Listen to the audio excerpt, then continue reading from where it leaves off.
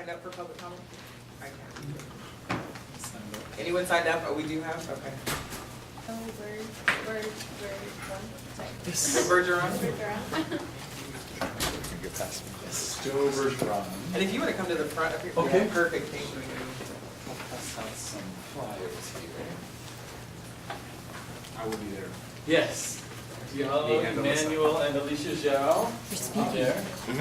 Got a lot of human rights support. Thank you very much.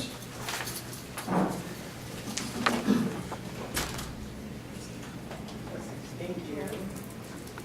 Great. So yeah, I'm Joe Bergeron. I'm a policy consultant with American SPCC. That's the Society for Positive Care of Children.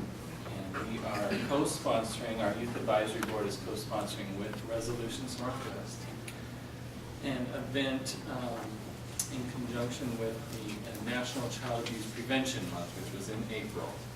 We originally planned this for April, but we're holding it this Saturday, May 9th at Madison High School. An event to talk about child abuse issues and focus on solutions. And yeah, like I said, Diallo, Emmanuel, and Alicia will be participating and helping us facilitate. We're going to start with Robert Blake from Resolutions Northwest is going to facilitate an awareness circle and talk about standards for the event and safety and sharing. And then let's see, Diallo, Alicia, as well as a therapist from CARES Northwest. We'll be talking briefly to sort of talk broadly about the issues, particularly CARES Northwest, to give us some data about Portland area and child abuse in all of its forms. And then Diallo and Alicia talking briefly about how it's related to the Human Rights Commission, why they're interested in these issues, a way for youth to get involved, Diallo representing college students, Alicia representing high school students. And then most of the session will be 3 breakout discussions, and then people will rotate to each of those, about 20 minutes each. I'm talking about mostly focusing on restorative justice and approaches to healing and solutions to abuse. And then so the event is free. We're going to have breakfast served there when people arrive at 10. There will be lunch at 12, and then we'll be finished. There'll be time for networking and talking until 1 o'clock. Sounds like a really awesome event. You guys thought of all of the things that you would hope would be done. Yeah, thank you very much. Do you need more support? Yes, yes. We put the event page at the bottom there, right on our Facebook page. Definitely spread the word. Yeah, our youth advisory board, we've asked them to each commit to bringing at least 5 other youth. So yeah, I mean, we'd like as many youth as possible, but it's open to all ages and to adult allies too. The question that I heard actually asked though was about you guys needing some things to help manage everybody that was in. Oh, yes. Well, we do. Yeah, Question. both Oh, yeah. actually, so in general, if you want more people to attend, and then if you need any additional support, facilitation, or Yeah. volunteer staffing to make the event more successful, or whatever you Yeah. identify. I'd certainly like to definitely be open to that. I think we have,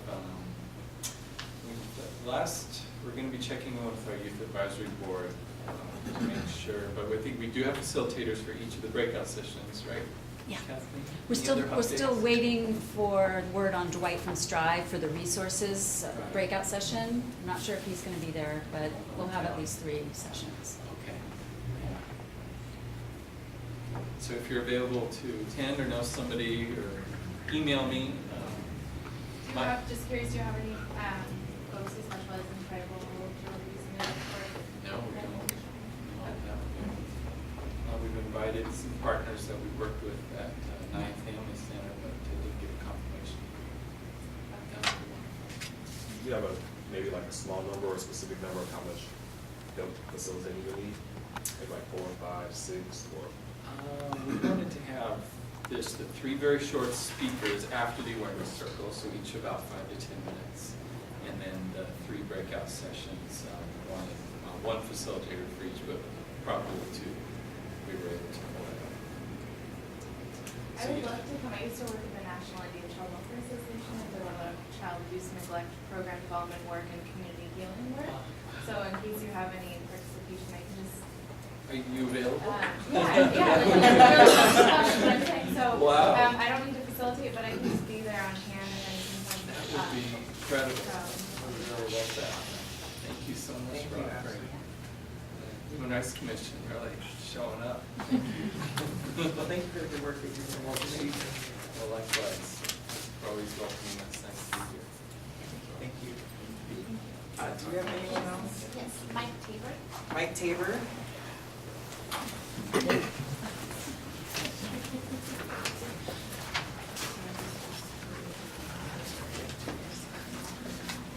Hello, try to make it simple and quick.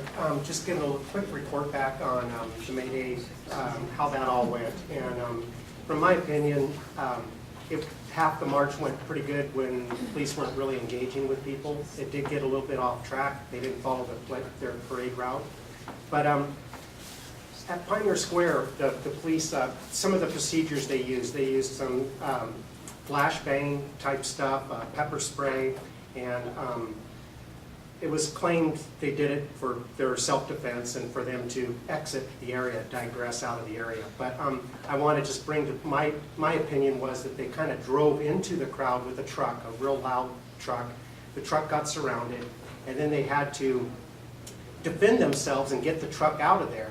And all that stuff just antagonized the crowd and it provoked them.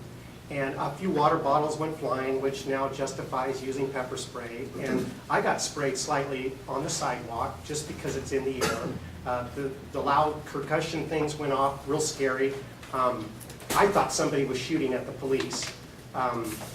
And all this was done because they drove that truck telling everybody to get out of there, and then it got surrounded, and then they had to get out of the mess. They created a mess, used a bunch of their tools and weapons to justify we have to get out of here. And I wonder why they even pulled in there to begin with, because that's what really caused a big problem. That's my opinion. Their narrative is that somebody punched a cop. I didn't see that, but and people were throwing stuff at him. But nonetheless, I think if they would have stepped back and not pulled right in there like that, they created a dangerous situation.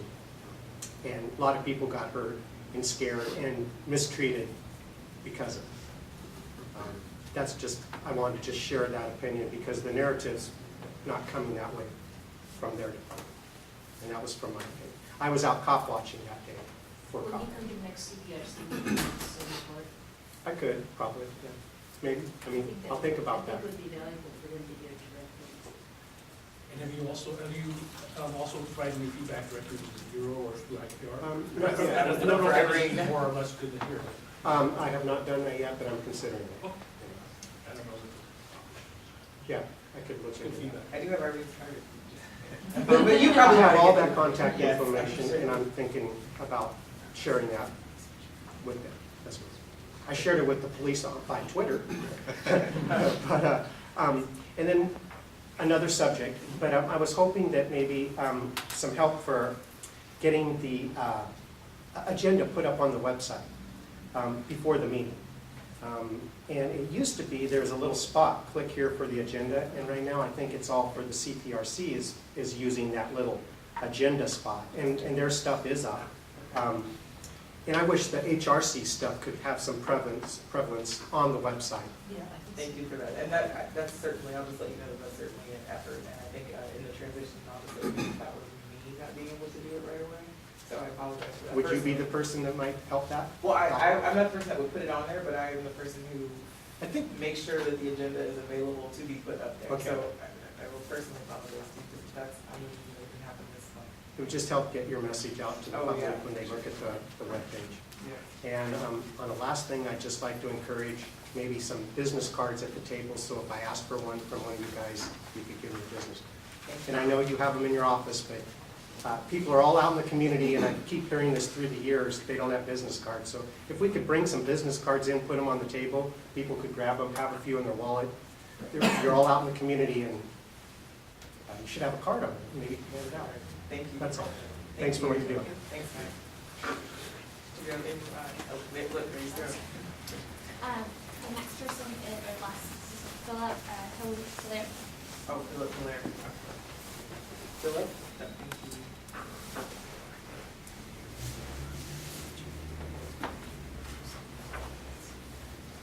Good evening. My name is Philip Hilaire. I'm a local resident of Portland, Native American. I just currently, I'm currently working here part-time at the Office of Equity and Human Rights. And I'm currently planning an event for the ADA 25th anniversary. And I encourage you all to visit our website to come and get updates. Our theme this year for our event is sharing our history, dreaming our future. This was created by our local committee members, and I'm very honored to be a part of this team. And we're going to feature storytelling as our big part of our event. I've narrowed down the locations to 2 for possible places to host. I should know by end of day tomorrow where we're going to host our event. It's on July 26th. It's a Sunday. It's the actual anniversary date of the signing of the bill, so it's a pretty important date. And we also are going to video guests who want to come in and tell a story, talk about their history, living in Portland. So this video recordings are going to be very resourceful for down the road for folks to review and to learn and understand some of the challenges, obstacles that people with disabilities have faced, and challenges they've overcome, and also where we're going. And I say we because I'm a part of this community. I want to help them, and I want them to have a really good time. Because 25 years, really isn't that long of a period of time, but we're still going in this direction, so we have a long ways to go. And so I hope that you take the time to learn and hear their stories. And so I'm just sharing this a little bit of information with you today. I'll leave this if you want to look at it a little more closer. And then also seated here in this office on Wednesday, Thursday, and Friday, I have some cards I'm willing to share. In case you want to get a hold of me, I'll leave them here. I can just pass them around. And we're looking for sponsors, caterers, volunteers. There's just a long list of things that I'm going to be sending out for requests. So please share your list so we can reach out. And I hope that you'll have time to celebrate with us. So that's all I have to share for right now. Great, thanks, Phil. When you do have the location and all of those things identified, and if you also do have kind of a menu list of ways that people can get engaged as volunteers, if you share that with us, I'd love to make sure that as commissioners, if they're interested, and then within our small group of who we can send out to and share with, who we can do that. Yeah, I'm hoping tomorrow, by this time, we'll have our location firmed up. And you meet monthly, right? It's a month, Yes, so I can come correct. back, in a month, I'll come back with a lot more information, a sponsorship letter, volunteer sheet, a list of areas we really need help. So thank you. Awesome, yes, thank you.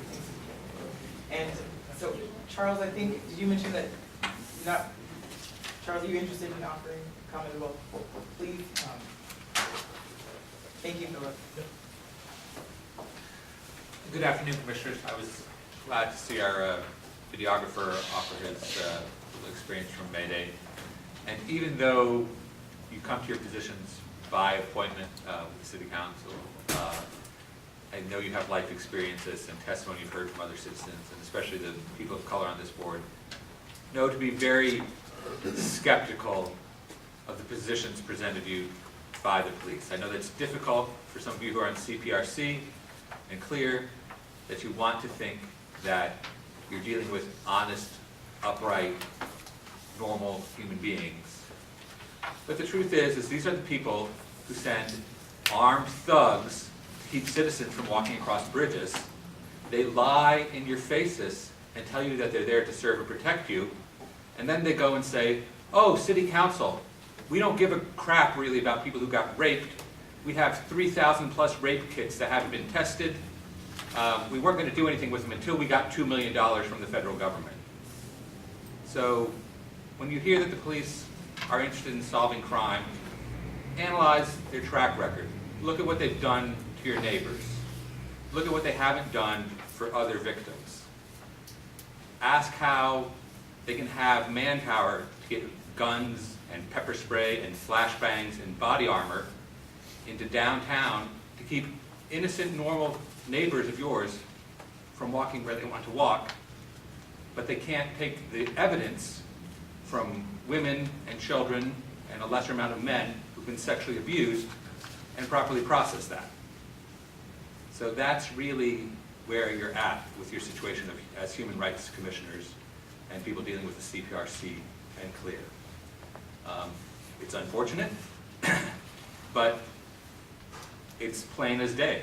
I was at the city council, the item was on the agenda, it says, oh, these rape kits were sitting around, we didn't do anything to them today, and we're not going to do anything with them now until the $2 million comes from the federal government. Never mind the fact that we have $40 million of greater than anticipated city revenue. So be very judicious in your thinking when the police talk about public service versus whether they're just an entrenched power pushing an agenda that quite often does not uphold the dignity of women or people of color or gay, lesbian, LGBTQ people. It's an unfortunate thing to have to report, but as you heard from the other gentleman, we've seen it with our own eyes. Hundreds of citizens gathered downtown to walk on an International Day of Labor Solidarity, and the city has plenty of resources to come up with, I'm sure, an undisclosed as of yet amount of overtime to move vans full of body-armored thugs under the Burnside Bridge and block off the stairs and spray at least a half a dozen people with chemical weapons and injure somebody with a flashbang, the cap that goes into their arm. And they want to tell you they were afraid for themselves. Well, when you break into somebody's house and disrespect them, you should be afraid for yourself. And when the police disrespect the people and inject themselves into legitimate, constitutionally First Amendment protected activity, they really don't seem to be serving what they state their purpose to be. We know this nationwide. We know that Freddie Gray is the most recent high-profile case, and we also can't even talk about a number, probably in the double digits, of people who have died since Freddie Gray, a number of them unarmed, at the hands of the police, who have a story that they were serving and protecting. And if you challenge them, they get extremely indignant and say, would you like us to leave you to die? You'll die without us. So let's try and focus on the human aspect of human rights and reach those people who are working as police officers and ask them to, in their day-to-day work, reaffirm the same values that you all are working on here. Thanks very much. Oh. And I look forward to hearing, I didn't see on there, I haven't thoroughly memorized your agenda, but Pride's coming up. And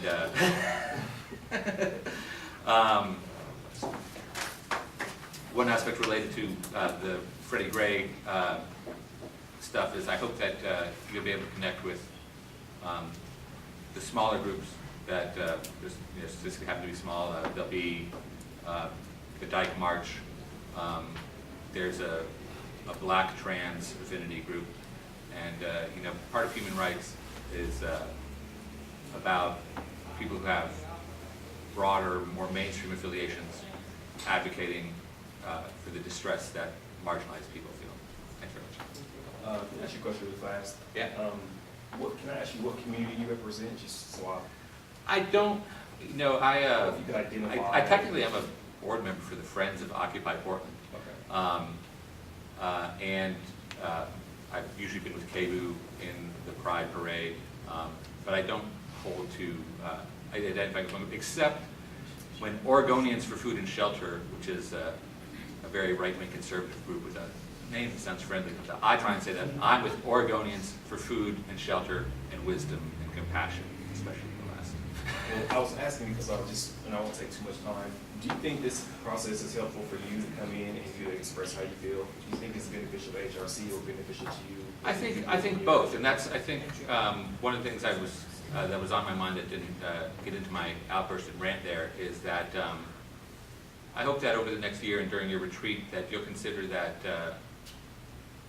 regardless of how effective the COAB may be, it's been great to see them go up to New Columbia and to be out of the 122nd.